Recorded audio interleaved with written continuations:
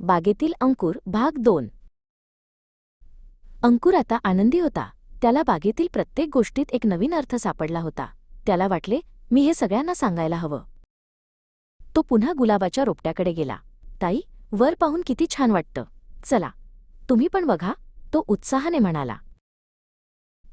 गुलाबाचे रोपटे हसले. अंकुर, मला वेळ नाही. मला माझ्या मुळांची काळजी घ्यायची आहे. ही नवीन कल्पना सोडून दे. अंकुर निराश झाला नाही. तो जाईच्या वेलीकडे गेला. मावशी, तुम्ही पण वर बघा. बागेत किती सुंदर गोष्टी आहेत. जाईची वेल म्हणाली, अंकुर, मला माझ्या फुलांची काळजी घ्यावी लागते. माझ्यासाठी माझी जागाच सर्वस्व आहे. अंकुर पुन्हा उदास झाला. त्याला वाटले, मी कदाचित चुकीचा आहे. त्याच क्षणी तेच फुलपाखरू परत आले. फुलपाखरू म्हणाले, अंकुर, तुला कोणालाही समजावून सांगायची गरज नाही.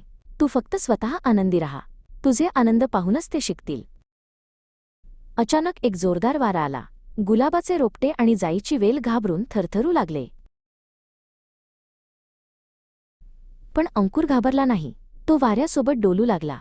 त्याचे शरीर अधिक लवचिक झाले. गुलाबाचे रोपटे आणि जाईची वेल यांनी हे पाहिले.